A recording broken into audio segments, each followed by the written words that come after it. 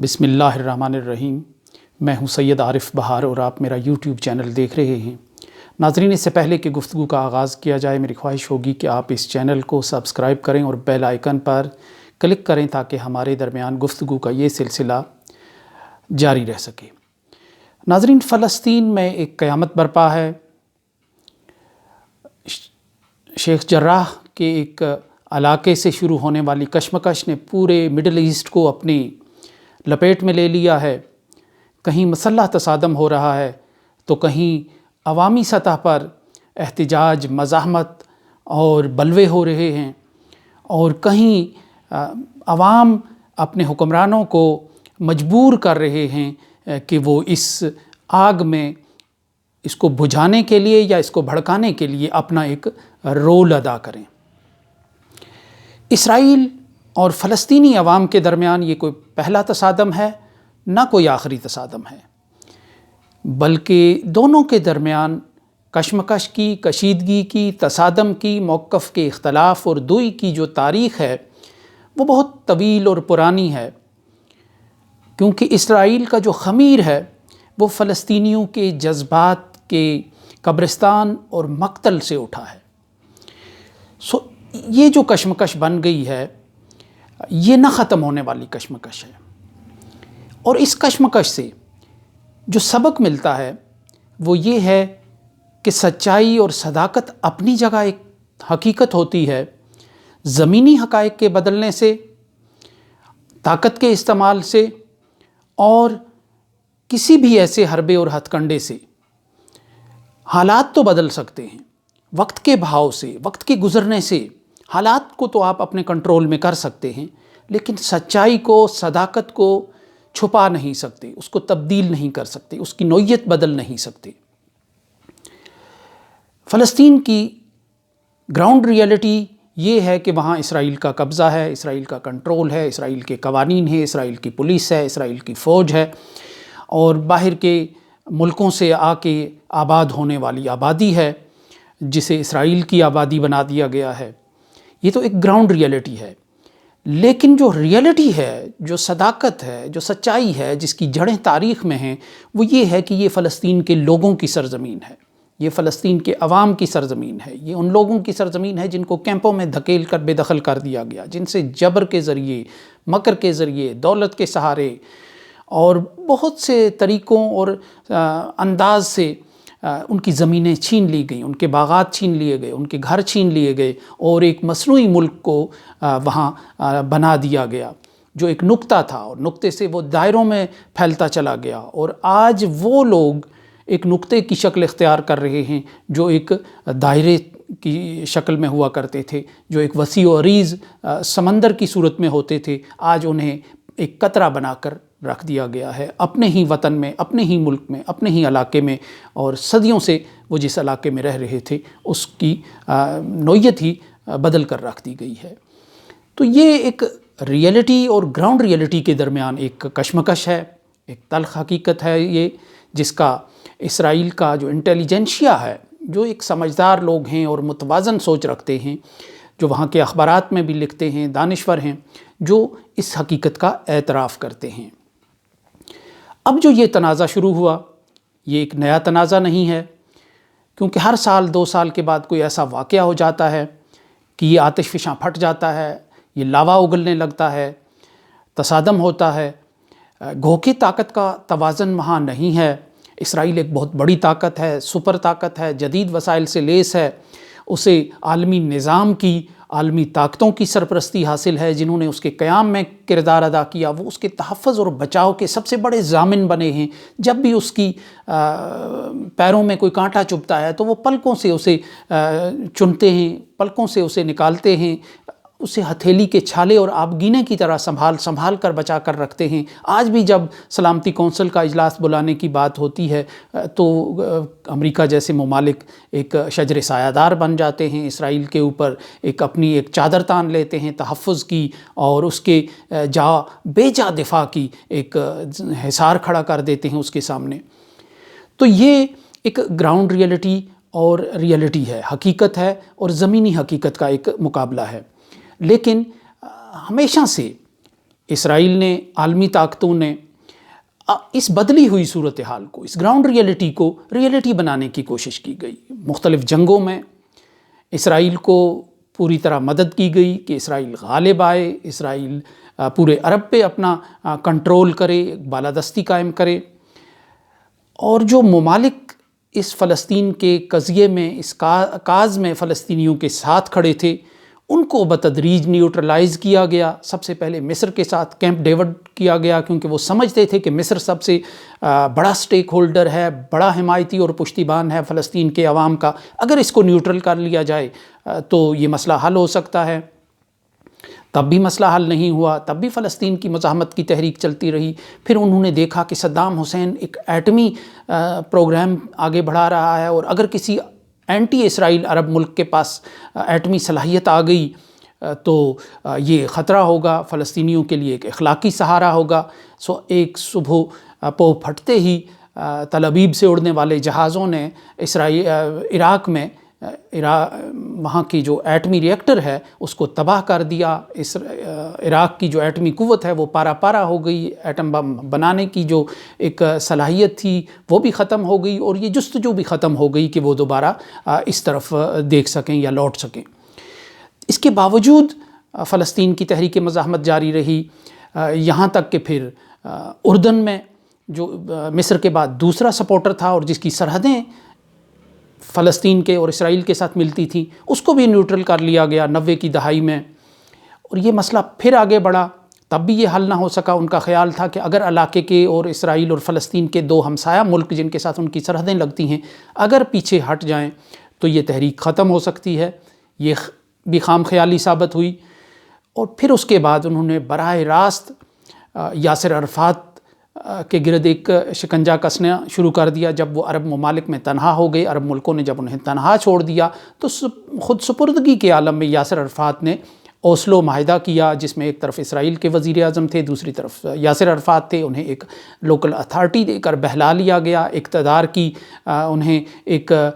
نیا میں بٹھا دیا گیا، ان سے ان کا مزاحمتی کردار ختم کروا لیا گیا۔ اس کے یہ دو مقاصد تھے، ایک یہ کہ ایک تو خود یاسر عرفات ایک بڑی مزاحمتی تحریک کے ہیں، ان کو ایک اقتدار کا لولی پاپ دیا جائے، دوسرا یہ تھا کہ جو باقی ریڈیکل جن کو وہ کہتے ہیں مزاحمتی تنظیمیں ہیں، حماس ہے، اسلامی جہاد ہے اور باقی تنظیمیں ہیں، ان کے خلاف کریک ڈاؤن کی جو ذمہ داری ہے فلسطینی علاقوں میں وہ یاسر عرفات پر آئے گی۔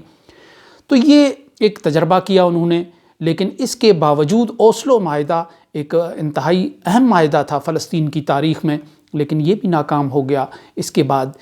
باوجود جو فلسطین کی مزاحمت ہے وہ آگے بڑھتی رہی۔ 80 کی دہائی میں جب یاسر عرفات ابھی کمزور ہو رہے تھے اور ان کی الفتح کو مختلف عرب ممالک کے ذریعے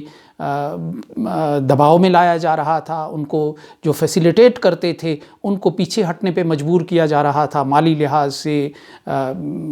جو دفاتر کے لحاظ سے، اور دوسری جو فیسیلیٹیز الفتح کو حاصل تھیں یا پی ایل او کو، وہ آہستہ آہستہ ان سے وڈرا کرتے جا رہے تھے عرب ممالک۔ تو مقصد یہ تھا کہ یاسر عرفات تنہا ہو کر خود سپردگی پر آمادہ ہو جائیں، اسرائیل کے ساتھ اپنا آپ جو ہے وہ اسرائیل کے حوالے کر دیں۔ لیکن جہاں ایک طرف یہ دباؤ تھا تو وہی وہ دور تھا جب وہاں حماس کی صورت میں پتھر اٹھا کر ایک مزاحمت جنم لے رہی تھی، انتفاضہ جنم لے رہی تھی، جس کی قیادت زیادہ سخت گیر تھی، جس کی قیادت کا ویژن بڑا واضح تھا، جو واضح اہداف کے ساتھ آگے بڑھ رہی تھی۔ وہ کہتے تھے کہ پتھر ہمارا سب سے بڑا ہتھیار ہے۔ تو یہ ایک نئی تحریک ابھر آئی۔ تب بھی جو اسرائیل کا یہ ہیلا بہانہ تھا کہ یاسر عرفات کو جو سول لیڈرشپ اس وقت تھی، فلسطینیوں کی متفقہ لیڈرشپ تھی، اگر ان کو ہم شیشے میں اتار لیں، اگر ان کو کسی طریقے سے انگیج کر لیں ہم، تو یہ مسئلہ ختم ہو سکتا ہے۔ تب بھی یہ مسئلہ ختم نہیں ہوا۔ آج جو چل رہی ہے تحریک وہاں، یہ بھی ایک فیز ہے، یہ ایک دور ہے۔ یہ اسرائیل کا اخبار یروشلم پوسٹ میں پڑھ رہا تھا، اس میں ایک بڑا اہم آرٹیکل آیا ہوا ہے۔ ایک بریگیڈیئر جنرل ہیں سابق اسرائیل کے، جو مختلف عہدوں پر بھی رہے ہیں اور فلسطینیوں کے ساتھ بھی جو عسکری اعتبار سے ڈیل کرتے رہے ہیں، انہیں جبر و تشدد کا شکار بناتے رہے ہیں۔ اس بندے کا یہ آرٹیکل ہے جس میں اس نے کہا ہے کہ یہ ایک عارضی فیز ہے۔ 2014 کے بعد آج تک حماس جو ہے وہ سوئی ہوئی نہیں رہی، بلکہ وہ اپنے صلاحیتوں کو بڑھاتی رہی۔ انہوں نے کہا، اس نے اس آرٹیکل میں لکھا ہے کہ حماس جو ہے کہ راکٹس جو ہے وہ خطرہ نہیں ہے آج ہمارے لیے، بلکہ حماس کی جو بڑھتی ہوئی صلاحیت ہے، جو استعداد ہے حملے کی، وہ خطرہ ہے، اور یہ فیز بھی ختم ہو جائے گا کشیدگی کا، کیونکہ عالمی طاقتیں پھر انوالو ہو جائیں گی، علاقائی طاقتیں ہو جائیں گی، اسرائیل پر پریشر پڑے گا، فلسطینیوں پر پڑے گا، اور ایک جنگ بندی ہو جائے گی۔ لیکن یہ ایک عارضی دور ہوگا، اس کے بعد ایک اور دور کی تیاری کر لینی چاہیے، ایک اور تصادم کی تیاری کر لینی چاہیے۔ یہ اسرائیل کا جنرل کہہ رہا ہے۔ اس سے سبق کیا ملتا ہے؟ یہ جو تصادم اس وقت چل رہا ہے، بالآخر اس کا بھی کوئی نتیجہ نکلے گا، اس کا کوئی اینڈ ہوگا، الٹیمیٹ اس کا کوئی اینڈ ہوگا کہ کوئی معاہدہ ہو جائے گا دونوں کے درمیان، کوئی ایسی صورت نکل آئے گی کہ دونوں فریق امن کے ایک سیز فائر پر آمادہ ہو جائیں گے۔ لیکن اس کا نتیجہ یہ نکلے گا کہ وہ سیز فائر اور وہ امن ایک اور بدامنی کے ایک اور دور کی ابتدا ہوگا، وہ اس کا ختم ہونا ایک نئے دور کا آغاز ہوگا تشدد اور بدامنی کے۔ تو مسئلہ کیا ہے؟ مسئلہ یہ ہے کہ معاملہ جو ہے اس کی سوئی وہیں اٹک کر رہ گئی ہے جہاں یہ روز اول سے تھی۔ اسرائیل اور اسرائیل کے ہم نوا سرپرست اور معاونین گراؤنڈ ریئلٹیز کو تسلیم نہیں کر رہے، اس حقیقت کا سامنا نہیں کر رہے کہ فلسطینیوں کو مطمئن کیے بغیر یہ معاملہ حل نہیں ہو سکتا، کیونکہ فلسطینیوں کے دل و دماغ میں یہ معاملہ بسا ہوا ہے، رچا ہوا ہے، اور وہ نسل در نسل اس کے لیے قربان ہونے کو تیار ہیں۔ یہ جو مڈل ایسٹ کا مسئلہ ہے، یہ حقیقت، اس حقیقت سے نظریں چرانے کی وجہ سے پورا مڈل ایسٹ ایک آگ کا گولا اور ایک آتش فشاں بنا ہوا ہے، جو وقفے سے اس سارے معاملے کو، اس سارے خطے کو عدم استحکام سے دوچار کرتا ہے۔ وہاں کی حکومتیں تک جو ہیں دوسرے ممالک کی، وہ بھی لرز کر رہ جاتی ہیں، کبھی عوامی بیداری کی وجہ سے، عوامی غصے اور نفرت کی وجہ سے۔ تو یہ جو مڈل ایسٹ کا ایک تجربہ ہے، یا جو نوشتہ دیوار ہے، یا جو سبق ہے، یہی جنوبی ایشیا پہ اپلائی ہوتا ہے کہ بھارت نے وہاں کشمیر میں تاریخی جو صداقتوں کو بدلنے کے لیے طاقت کا استعمال کیا، اپنی جو طاقت تھی اس کو استعمال کیا، اس کا سہارا لیا، اس کے مختلف انداز اپنائے، اور اس کے ساتھ ساتھ وقت کے بہاؤ کو، کہ جو with the passage of time کہ وہ حقائق کو تبدیل کر دے گا، یا وقت کا جو بہنا ہے، بہاؤ ہے وقت کا، وہی سب سے بڑی حقیقت ہے۔ وقت کے بدلنے سے، وقت کے بہنے سے، وقت کے دھارے کے آگے گزر جانے سے حقائق تبدیل نہیں ہو رہے، اور یہی وجہ ہے کہ جو غزہ کے مناظر ہیں وہ ہر 2-3 سال کے بعد کشمیر کی گلیوں میں دہرائے جاتے ہیں، سامنے آتے ہیں، دیکھنے کو ملتے ہیں۔ بھارت نے بھی تقریباً ہر حربہ اختیار کیا، پاکستان کو انگیج کیا۔ اگر اوسلو معاہدے کو ہم دیکھیں تو جو اندرا عبداللہ ایکارڈ ہے، وہ تقریباً اوسلو معاہدہ ہے جس میں کشمیریوں کی سول لیڈرشپ کو انہوں نے ایک معاہدے میں انگیج کیا، اقتدار کا بھی لالی پاپ اسی طرح دیا، اور جو باقی پرو فریڈم سینٹیمنٹ تھا اس کو کچلنے کی بھی ذمہ داری ان کے اقتدار کے ساتھ وابستہ کر دی گئی، نتھی کر دی گئی۔ اسی طرح جس طرح نیوٹرلائز کیا گیا اردن کو اور مصر کو، اسی طرح شملہ معاہدے کو ہم یہ کہہ سکتے ہیں کہ وہ ایک کیمپ ڈیوڈ طرز کا معاہدہ تھا، کہ جس میں پاکستان کو نیوٹرلائز کرنے کی کوشش کی گئی تھی، اور پاکستان کو اس مسئلے سے دستبردار کرنے کی کوشش کی گئی تھی۔ تو پورا ایک ہم اگر دیکھتے ہیں، بات لمبی ہو جائے گی، لیکن پورے ان واقعات پہ فلسطین کی کہانی کو اگر ہم منطبق کر کے دیکھیں کشمیر پر، تو بالکل ایسے ہی مرحلہ وار ادوار چلے آ رہے ہیں۔ اب بھارت وہاں سے شروع کر رہا ہے 5 اگست کے اقدام کے بعد، جہاں اسرائیل کی کہانی ختم ہو رہی ہے۔ اسرائیل یہ سب کچھ کر کے دیکھ چکا ہے، فلسطینیوں کو نکال چکا ہے اپنے گھروں سے، ان کو بے دخل کر کے وہ ساری کہانی جو ہے راوی چین ہی چین لکھ رہا ہے اسرائیل کے لیے۔ لیکن اس کے باوجود آج آدھے سے زیادہ اسرائیل چوہے کی طرح بلوں میں گھس رہا ہے۔ ایک الارم بجتے ہی وہ لوگ اپنی پوری جو مصروفیات ہیں وہ ترک کر کے، کوئی زمین پہ اوندا لیٹا ہوتا ہے، کوئی کسی درخت کی اوٹ لے کر ہوتا ہے، کوئی کسی بنکر میں جا کے لیٹ جاتا ہے۔ تو یہ کیا ہے؟ یہ وہ خوف ہے اندر کا، کہ جو طاقت کے نشے میں آپ کرتے ہیں تو یہ خوف آپ کو جینے نہیں دیتا، یہ خوف آپ کو ہر دم جو ہے وہ خطرات کی زد میں رکھتا ہے، خدشات کا شکار بنائے رکھتا ہے۔ تو یہی ریئلٹی، یہی فارمولا کشمیر پر بھی اپلائی ہوتا ہے کہ بھارت اب وہاں کی ڈیموگرافی کو تبدیل کرنا چاہتا ہے، اب وہاں ایسے قوانین متعارف کرنا چاہتا ہے جس سے جو وہاں کے باشندے ہیں وہ اقلیت میں بدل جائیں، ان کی شناخت بدل جائے، سب کچھ تبدیل ہو کر رہ جائے۔ لیکن یہ وہ کہانی ہے جو اسرائیل ختم کر چکا ہے، تب بھی اسرائیل کو سکون نہیں ہے۔ تو بھارت کو نوشتہ دیوار اسرائیل اور عربوں کی یا فلسطینیوں کی اس لڑائی کو ایک سبق کے طور پر لینا چاہیے کہ اسرائیل سے زیادہ باوسیلہ نہیں ہے بھارت، اسرائیل سے زیادہ طاقتور نہیں ہے، لیکن وہ ناکام ہو گیا۔ ہر حربہ یعنی آبادی کا تناسب بھی تبدیل کر کے اس نے دیکھ لیا کہ جو قوانین اب بھارت اپنا رہا ہے یہ آج سے 40-50 سال کے لیے ہیں، 100 سال کے لیے ہیں، لیکن بھارت بھی گراؤنڈ ریئلٹیز کو تو تبدیل کر سکتا ہے، لیکن وہ ریئلٹی کو تبدیل نہیں کر سکتا۔ یہی اس تنازع کا سبب ہے، یہی اس تنازع کا سبق ہے۔ اس کے ساتھ ہی اجازت دیجیے، اللہ نگہبان۔